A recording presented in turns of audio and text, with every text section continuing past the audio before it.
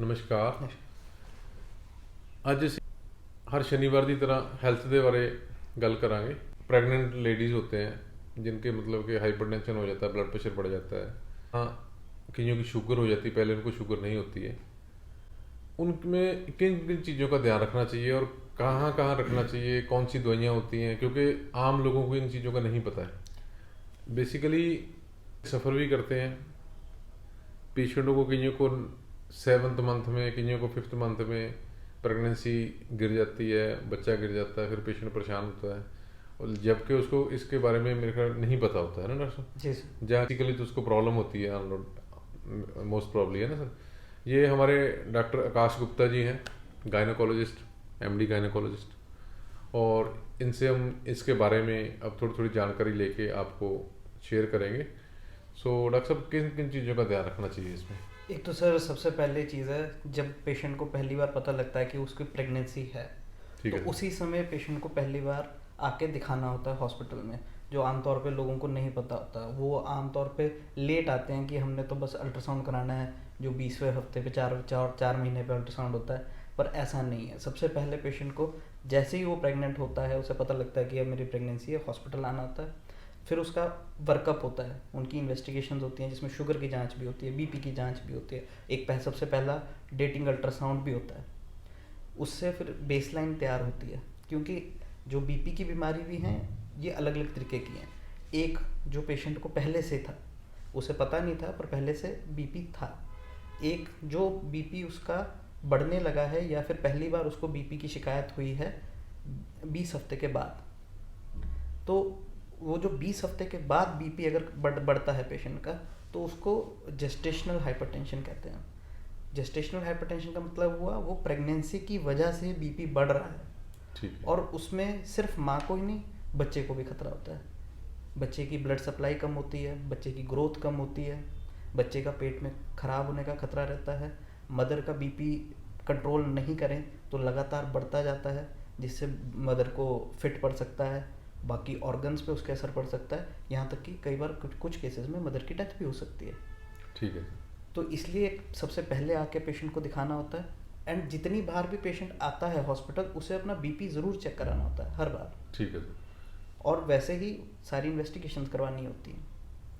अब इस अगर आपका और ये बीमारी ऐसी है कि अगर आपको पता लग जाए तो ये कंट्रोल भी कर सकते हैं, दवाइयों के द्वारा कंट्रोल करी जा सकती है। और कभी पेशेंट्स को क्या होता है सर, जब हाइपरटेंशन से एक्लेम्पिया में चले जाते हैं। ठीक है सर। उसमें क्या होता है, पेशेंट का बीपी क्योंकि बढ़ता जा रहा है, पेशेंट को नहीं पता, मदर को दौरे पड़ने शुरू होते हैं। वो एक इमरजेंसी सिचुएशन होती है, क्योंकि एक बार दौरे पड़ने लग गए अगर मदर को, तो फिर वो हम कंट्रोल तो कर सकते हैं पर उनको आप रोक नहीं सकते हैं। तो ऐसे में हमारे को प्रेगनेंसी फिर ख़त्म करनी ही होती है, क्योंकि इलाज ही वो है, डिलीवर कराना पड़ता है। ठीक है सर। हाँ जी। बेसिकली क्या है, जैसे डॉक्टर ने बताया भी, शुरू में बीपी दिखाना जरूरी है। हाँ जी। उसके बाद जब 3 से 4था महीना स्टार्ट हो गया, 4थे से 5वां महीना स्टार्ट हो गया, तो मस्त है भी ये बीपी की प्रॉब्लम आएगी तो इन महीने में आएगी। अगर बीपी की प्रॉब्लम पेशेंट को आ रही है और वो हम पहले पकड़ लेते हैं और दवाइयों पे कंट्रोल कर लेते हैं, तो उसके बाद नॉर्मल डिलीवरी भी करा सकते हैं पेशेंट की। ठीक है सर। ऐसा नहीं है कि अगर बीपी की दवाई शुरू हो गई है तो कोई ऑपरेशन नहीं होना है। ठीक है। बट उसके लिए पता होना जरूरी है, और दवाई होनी जरूरी है, कंट्रोल होना जरूरी है। अदरवाइज मतलब वो पेशेंट को ये हाँ, जैसे मिर्गी का दौरा जिसको बोलते हैं, बिल्कुल वो पड़ जाता है। हाँ, इन सब की वजह से फिर ऑपरेशन की ज़्यादा चांसेस बढ़ जाते हैं पेशेंट। ठीक है सर। वैसे ही शुगर की सर बीमारियाँ, ठीक है सर। कुछ लोगों को शुगर पहले से होता है, वो भी पता नहीं होता। तो वैसे ही जैसे बीपी की बीमारी 20 हफ्ते के बाद अगर पहली बार बीपी बढ़े पेशेंट का, तो उसको बोलते हैं जेस्टेशनल हाइपरटेंशन। वैसे ही शुगर की बीमारी अगर पहली बार हमें पता लगती है कि 20 हफ्ते के बाद शुगर बढ़ रहा है पेशेंट का, तो उसको कहते हैं जेस्टेशनल डायबिटीज़ मेलाइटिस, यानी कि प्रेगनेंसी की वजह से ही पेशेंट को डायबिटीज़ हुई है।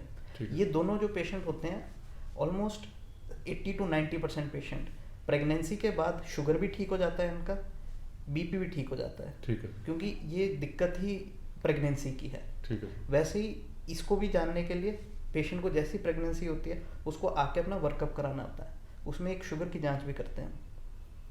वहाँ पे ही अगर हमारा उस पेशेंट का शुगर बढ़ा हुआ आएगा, तो उसका मतलब है कि उसकी प्रेगनेंसी से पहले ही शुगर था, तो उसी टाइम से उसको दवाइयाँ चलानी पड़ेंगी। अगर 22 हफ्ते के बाद पेशेंट का शुगर बढ़ा हुआ आता है, जिसके लिए हम एक टेस्ट करते हैं, OGTT नाम का टेस्ट होता है, ठीक है सर। उसमें पेशेंट के 3 सैंपल लिए जाते हैं, एक खाली पेट और फिर यहाँ पे 75 ग्राम चीनी को घोल के पिलाया जाता है पेशेंट को, और उसके बाद उसके 2 और सैंपल 1-1 घंटे के गैप पे लेते हैं।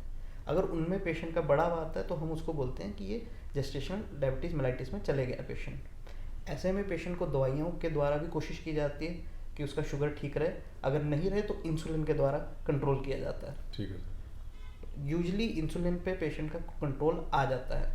अब दिक्कत ये है कि अगर पेशेंट का शुगर कंट्रोल नहीं हो रहा तो सबसे बड़ा इशू ये होता है कि प्रेगनेंसी के बीच में, और आमतौर पे ये क्या होता है 9 महीने के आसपास, डिलीवरी से जस्ट पहले जो बच्चा होता है वो पेट में एकदम से ख़त्म हो जाता है, डेथ हो जाती है, डेथ हो जाती है बच्चे की, और पेशेंट को समझ में भी नहीं आता ये कब हुआ है।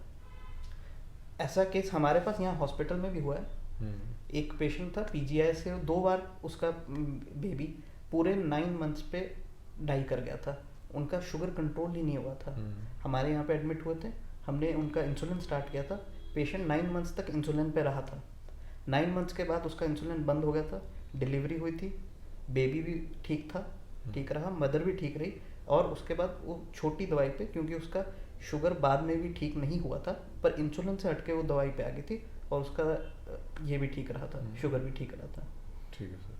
क्योंकि बेसिकली क्या है, लोगों को नहीं पता इन चीज़ों का। बिल्कुल सर। लोगों को ये भी लगता है यार इंसुलिन लग जाएगी, हमें टीका लग जाएगा। दूसरा नंबर क्या होता है, कुछ दवाइयाँ इसमें कंट्राइंडिकेशन पे नहीं देनी होती है प्रेगनेंसी में, बिल्कुल सर। क्योंकि लोगों को ये भी नहीं पता होता है। बेसिकली आम जो डिलीवरीज होती हैं, आम जो प्रेगनेंसी होती है, कोई दिक्कत नहीं उनमें, आप कराओ। लेकिन जहाँ पे पेशेंट को डायबिटिक है, जहाँ पे पेशेंट को हाइपरटेंशन है, मेरे हिसाब से उसको आपको गायनेकोलॉजिस्ट को ज़रूर दिखाना चाहिए, क्योंकि ये आम चीज़ नहीं होती। इसमें आज का ज़माना भी बदल गया है, बाद में भागना पड़ता है, कई बार किसी के सिजेरियन करना पड़ता है, किसी का बच्चा भी पल्ले नहीं रहता। ऐसे पेशेंट में सर जिनका शुगर कंट्रोल नहीं हाँ, रहता, हाँ। उनके बेबी का साइज भी बहुत ज़्यादा बढ़ जाता है, तो उनके अगर नॉर्मल डिलीवरी भी कराने जाते हैं तो बहुत पेशेंट्स का नॉर्मल डिलीवरी में बच्चा फंसने का डर भी होता है, 3.5-4 किलो के बच्चे हो जाते हैं।